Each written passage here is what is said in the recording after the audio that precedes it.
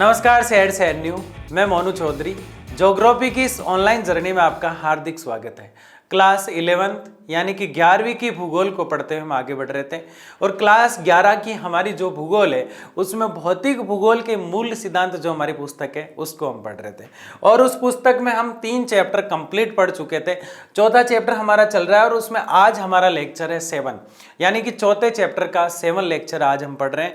और इस लेक्चर में हम महासागर और महाद्वीपों के वितरण की बात करते हुए आज इस टॉपिक में हम लेने वाले हैं महासागरीय अधिस्थल की बनावट कैसी है। महासागर का जो अंदर का पानी का जो तल है, लास्ट में जो पॉइंट आता है नितल मैदान और अधिस्थल वाला जो क्षेत्र आता है, उसकी बनावट वास्तव में है कैसी। इसके अलावा अधिस्थल को हमने 3 भागों में बांटा है, समझने की दृष्टि से, पढ़ने की दृष्टि से, अच्छे से हम उसको कर पाए, समझ पाए, इसलिए उस अधिस्थल को हमने कितने प्रकार से पढ़ने वाले हैं उस चर्चा को भी हम करने वाले हैं। तो अधिस्थल के प्रकार क्या है उसकी बात भी आज हम करने वाले हैं। तो शुरू करें आज के लेक्चर को और समझते हैं वास्तव में क्या कह रहा है लेक्चर। महासागरीय अधिस्थल की बनावट कैसी है, ये 3 भागों में बांटा गया है और अधिस्थल खुद ही कह रहा है, ये देखो यहाँ पे कि मैं तल हूं, मैं क्या हूं, तल हूं।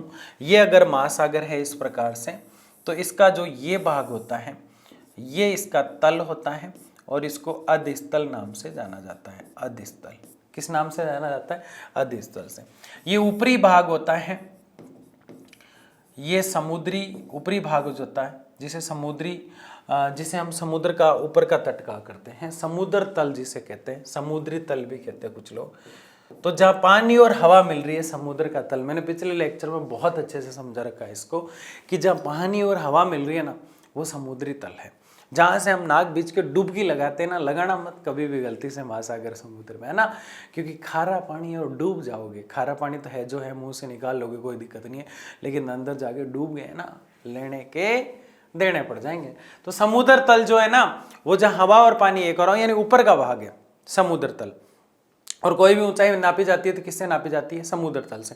लेकिन अंदर जो होता है पानी का लास्ट बिंदु उसे अधिस्थल कहते हैं। उसे क्या कहते हैं? अधिस्थल के नाम से जाना जाता है। और इसका एक छोटा सा भाग यहाँ और भी होता है, उबड़ खाबड़, इसको कटक कहते हैं। उबड़ खाबड़ जो घाटियां होती हैं अंदर की तरफ उसको कटक कहते हैं। जैसे इधर पर्वत फिर इधर पर्वत, अंदर की जो घाटी बनी हुई है उसको क्या कहते हैं? कटक कहते हैं। यहाँ हम बाहर धरती पे उसको, बाहर जो धरातल पे उसको घाटी कहते हैं और अंदर उसको क्या कहते हैं? कटक कहते हैं। इसके अलावा यहाँ छोटे छोटे क्षेत्र यूं थोड़े से ऊपर उठे वैसे रहते हैं, थोड़े से ज्यादा ऊपर उठा है, दोनों तरफ पहाड़ है तो क्या है? कटक है। थोड़ा सा ऊपर उठा हुआ है तो उसको नितल मैदान कह देते हैं। क्या कह देते हैं? नितल मैदान। ऊपर उठा हुआ मतलब थोड़ा सा ऊपर की तरफ दिखाई दे रहा है, काफी दूर तक सपाट दिखाई दे रहा है फिर, तो वो क्या कहलाता है? नितल मैदान, नितल मैदान। तो अभी इसमें क्या पढ़ने वाले? अधिस्थल, जिसको 3 भागों में बांटा गया है। किसको? अधिस्थल को। तो कुछ परिभाषाएं आपसे पूछी जाएगी। कटक क्या है? पानी के अंदर पर्वतीय आकृतियां बनी हुई है, बर्फ की हो सकती है, चाहे कैसी भी हो सकती है, उनके बीच में जो छटा हुआ भाग है थोड़ा सा ऊपर दिखाई देता है, कटक कहलाता है। फिर अधिस्थल क्या है? नीचे का भाग। फिर नितल मैदान क्या है? दूर दूर तक फैला हुआ अंदर का लास्ट पॉइंट पर एक मैदानी भाग होता है, उसे नितल मैदान कहा जाता है। समुद्र तल क्या है? जहां हवा और पानी मिल रही है या समुद्र का ऊपरी भाग जो होता है समुद्र तल कहलाता है। ये कुछ चीजें आपको याद रखना है। अधिस्थल को कितने भागों में बांटा गया? ये खुद ही कह रहा है अधिस्थल मेरा नाम है, 3 यहाँ दिखाई दे रहे हैं और मैं एक तल हूं। मैं क्या हूं? तल हूं। ये खुद ही बता रहा है। अधिस्थल नाम में बहुत कुछ छुपा है। अधिस्थल 3 प्रकार में बांटा गया, 3 दिखाई दे रहा है। स्थल मतलब तल, नीचे का पॉइंट हूं मैं। 3 भाग कौन कौन से? एक तो महाद्वीपीय सीमा मेरी कहां से लगती है मैं ये बताऊंगा, कौन कह रहा है? अधिस्थल। दूसरा समूही बेसिन, मेरा क्षेत्र क्या है? समूही बेसिन मेरा क्षेत्र क्या है? तीसरा मध्य महासागर में जो कटक होते हैं वहां मैं कैसा दिखता हूं? अधिस्थल कह रहा है। कौन कह रहा है? अधिस्थल। अधिस्थल कह रहा है मैं 3 प्रकार का हूं। एक तो जहां महाद्वीप मेरे से टच हो जाता है वहां मैं कैसा दिखूंगा, देख लेना आप। एक समूही बेसन यानी अलग अलग क्षेत्रों में मैं कैसा हूं। एक मध्य महासागर के बीचों बीच जो पहाड़ी क्षेत्र, घाटी क्षेत्र होता है जो मैंने ये बनाया है, यहां मैं कैसा दिखता हूं। 3 रूप देखने को मिलेंगे। किसके? अधिस्थल के। महाद्वीपीय सीमा, समूही बेसन, मध्य महासागरीय कटक और अधिस्थल। ये बात आपकी समझ में आ गई। अधिस्थल की बनावट को 3 भागों में बांटा है। पहली कौन सी है?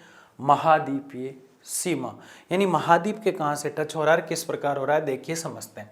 महाद्वीपीय सीमा, ये महाद्वीपीय किनारों व गहरे समुद्री बेसन के बीच का भाग है।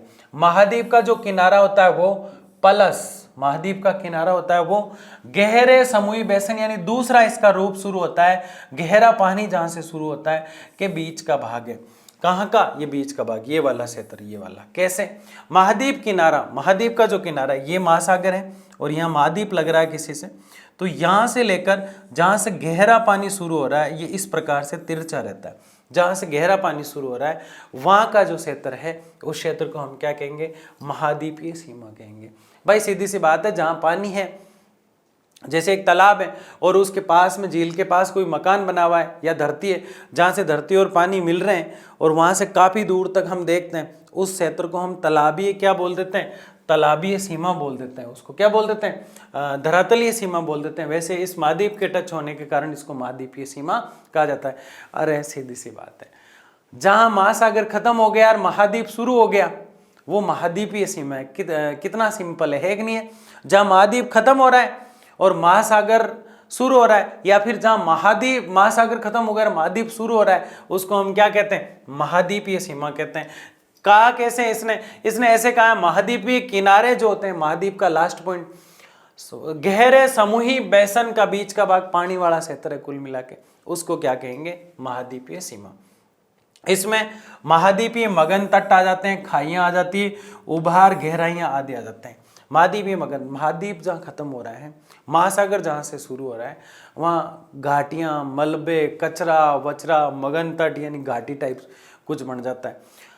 मतलब जहाँ से पानी निकल के जाता है, आपने नदी सूखने के बाद कहीं देखी है तो आप समझ जाओगे मगन तट वाला मामला।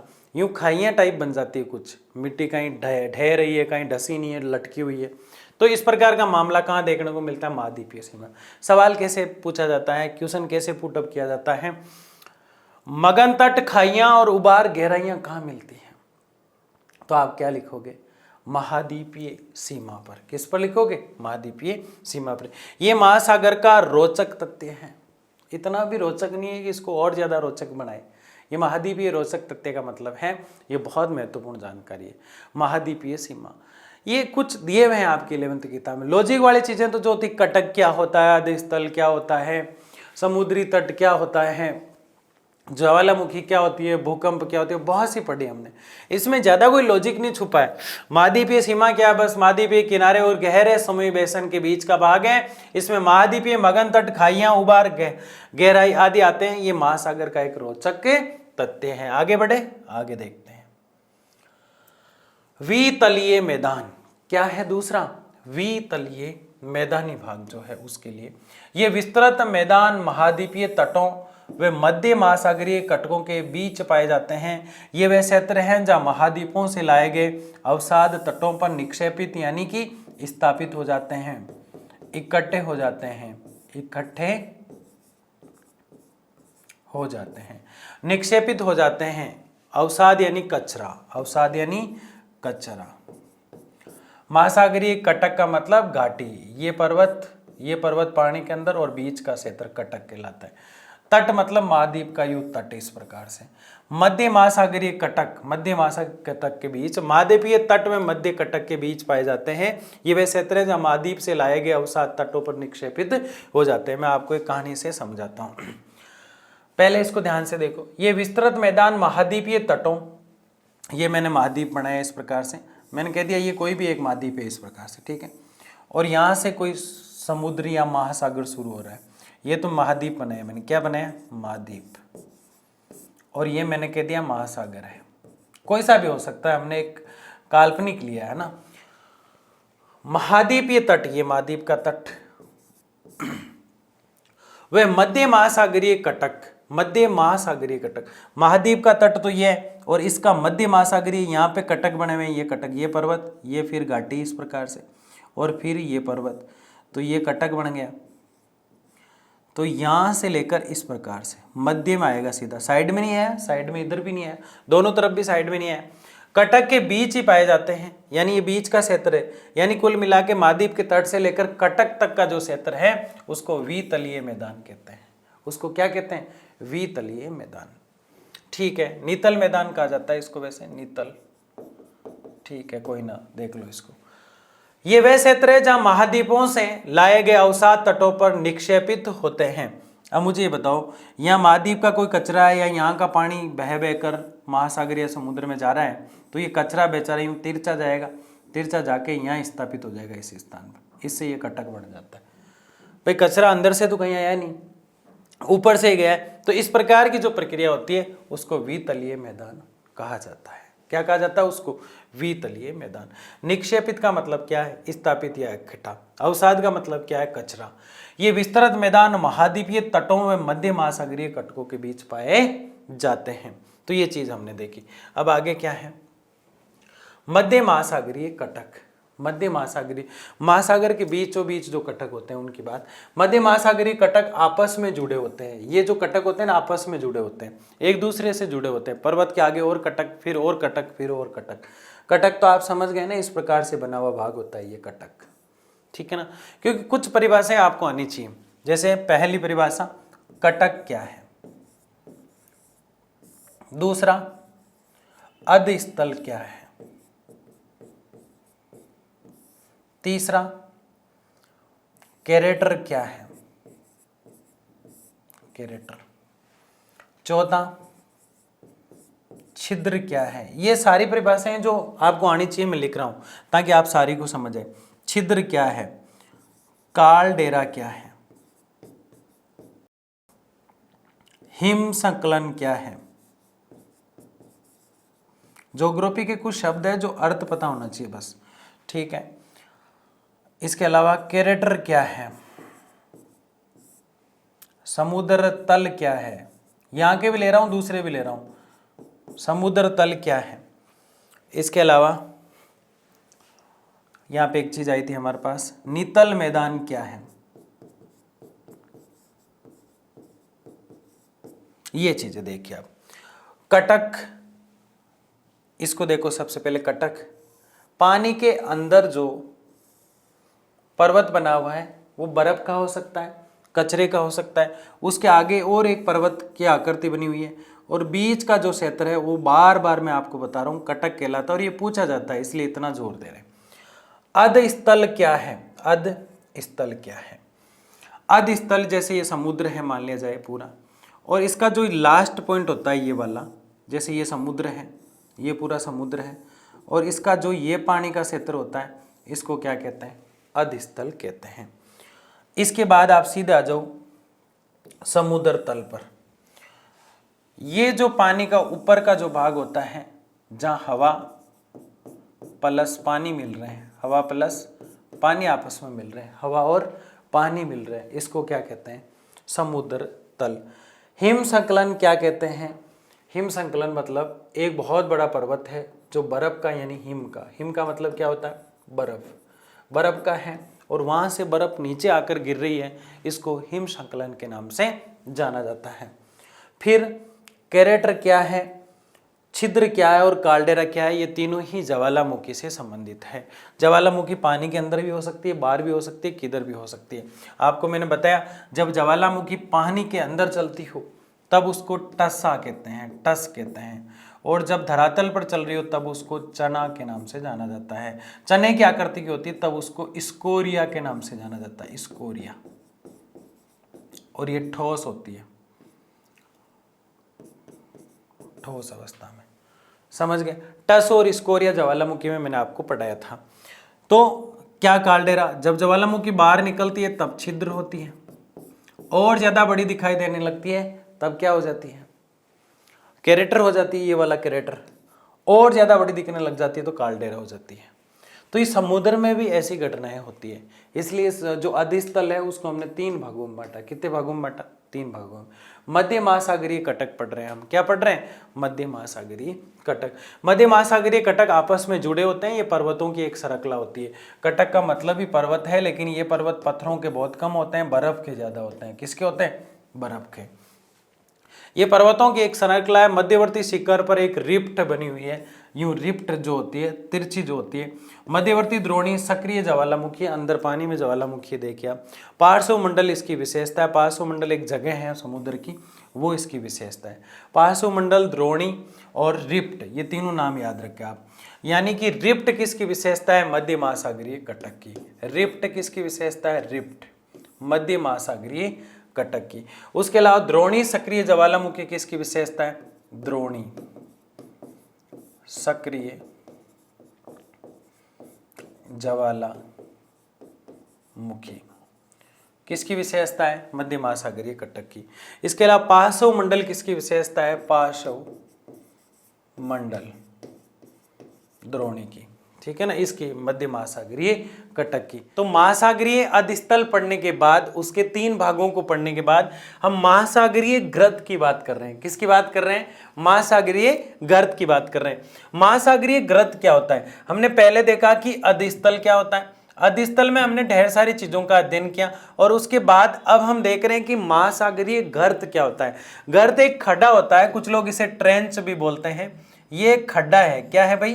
खड्डा। गर्त क्या होता है? एक खड्डा है और कुछ भी नहीं है, इतना टेंशन नहीं लेना है। ये महासागरीय नितल के लगभग 7% क्षेत्र पर फैला हुआ है। कुछ चीजें बार बार बड़ा दुख दे रही है इस बार।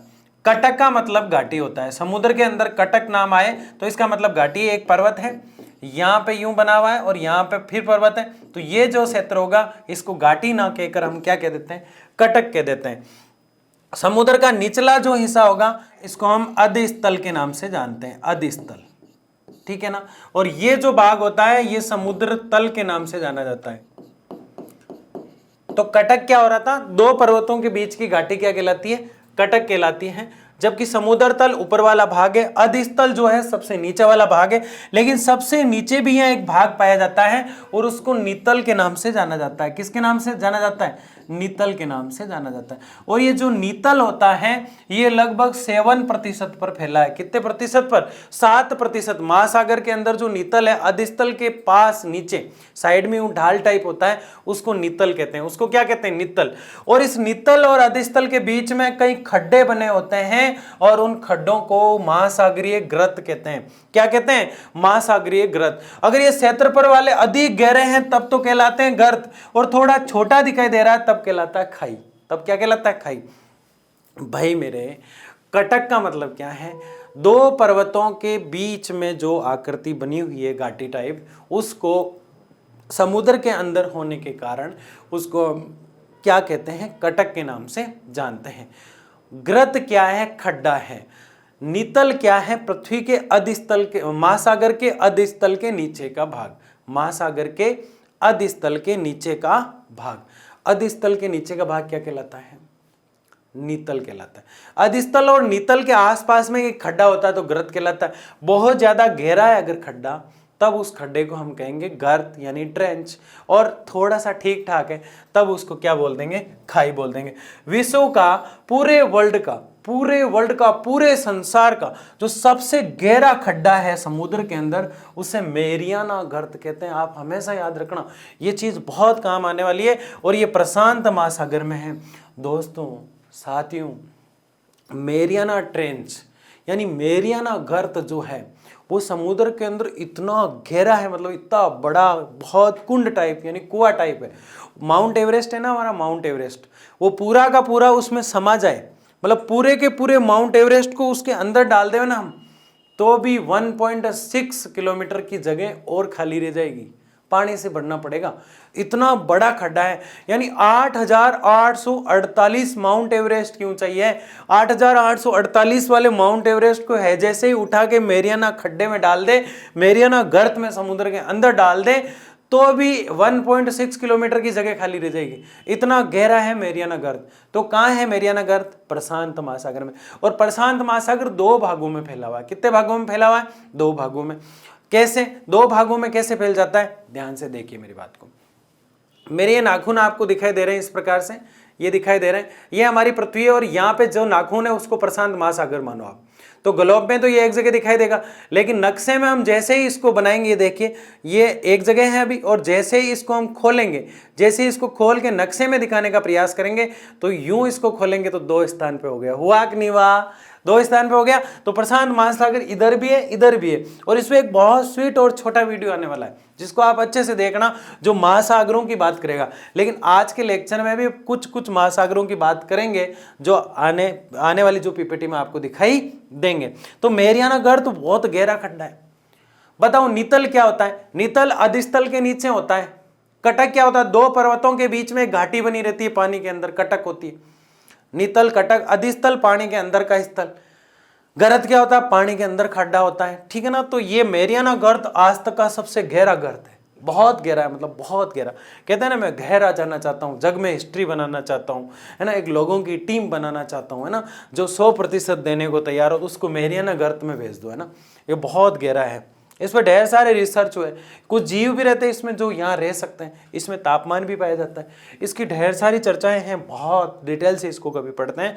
मैरियाना गर्त प्रशांत महासागर में और सबसे गहरा है, ये आपको याद रखना है। आगे बढ़े, आगे क्या देख रहे हैं हम? आगे हम पृथ्वी पर कुल 5 महासागर है। कितने हैं पृथ्वी पर? कुल कितने महासागर हैं? महासागर कितने होते हैं? 4। कितने होते हैं? 4। कैसे होते हैं? 5 लिखे हुए, फिर 4 कैसे बता रहा हूं? जो बहुत अच्छे से पढ़े लिखे होते हैं ना, उनके लिए महासागर होते हैं 4।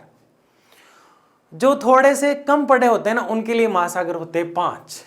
और लड़कियों के लिए महासागर होते हैं 7। वो गाना सुना आपने? वो एक एक्टर गाती है, 7 समुद्र पार में तेरे पीछे पीछे आ गई। 7 समुद्र है ही नहीं, लाई कहां से? और क्यों गई थी 7 समुद्र पार? 7 समुद्र 7 महासागर है क्या? नहीं है ना। महासागर 4 है, और नीचे वाला जो महासागर बनाया हुआ है वो 4 महासागरों को काट के बनाया हुआ है। फिर भी ज्योग्राफी जो लिखती है, कुछ लोगों को यूं लगता है कि भूगोल उनके पिता की जागीर है और उन्होंने इस तरह की चीजें बना दी, तो हम भी मान लेते हैं थोड़ी देर के लिए महासागर 5 है। महासागर कितने हैं? 5। कभी नहीं भूलोगे आप, कभी भी नहीं भूलना है। महासागर कितने हैं? 5, है ना। ना 4 करना है ना 7 करना है, जो किताब कह रही है वही करना है। कितने हैं? 5। सबसे पहले सबसे बड़ा अपना प्रशांत, सबसे बड़ा छोरा कौन सा है? प्रशांत, है ना। प्रशांत महासागर सबसे बड़ा महासागर है। मैंने कहा ना, दोनों तरफ फैला हुआ है। इस तरफ नक्शे को आप देखोगे, इधर भी दिखेगा और इधर भी दिखेगा, और बीच में जो एस दिख जाए ना आपको, वो अंटार्कटिका है। अंटार्कटिका देखो, एस बना रहा है खुद वैसे ही, है ना। अंटार्कटिका एस आकार का दिखाई देता है। तो ये महासागर आपको आज याद हो जाना चाहिए चुटकियों में। नीचे आपको कॉपी पेस्ट करना है कमेंट में। जो मेरे इस लेक्चर को पूरा देखता है उसको कमेंट बॉक्स में कॉपी करना ही है, चाहे कुछ भी हो जाए, है ना। क्या है, क्या पढ़ रहे हैं हम?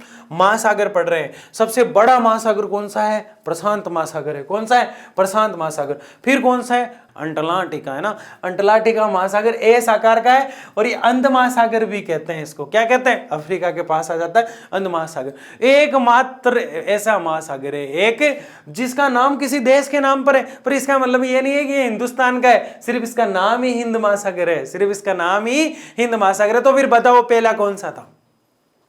प्रशांत महासागर सबसे बड़ा महासागर, दोनों तरफ फैला हुआ महासागर दिखाई देता है प्रशांत महासागर। कौन सा महासागर? प्रशांत महासागर सबसे बड़ा महासागर। फिर अंटार्कटिका महासागर, फिर अंटार्कटिका महासागर कुछ कुछ ऐसा सा दिखाई देता है। अंटार्कटिका तू मुझे कुछ ऐसा सा दिखाई देता है, तेरी आकृति कुछ ऐसे से मिलती जुलती है, और तू अंधा है क्या? अंटार्कटिका तू अंधा है क्या? ये बोला नहीं, तो फिर तेरे को अंध महासागर क्यों कहते हैं? क्योंकि अफ्रीका के पास आ जाता है। अरे वो कौन सा है जिसका नाम हमारे हिंदुस्तान पे है, और हिंदुस्तान से बना हिंद महासागर। हिंदुस्तान से क्या बना? हिंद महासागर। क्या बना भाई?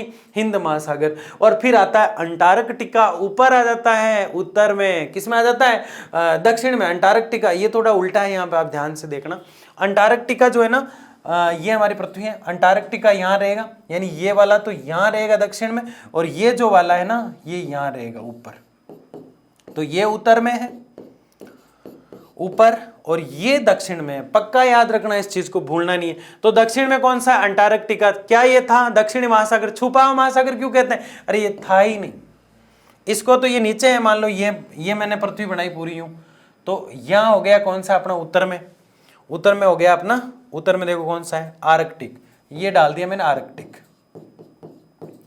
इस तरफ दोनों प्रशांत आ गया, इस तरफ कौन आ गया? प्रशांत आ गया। बीच में एस आकृति का अंटार्कटिका आ गया। ये भारत के नीचे वाले क्षेत्र में कौन आ गया?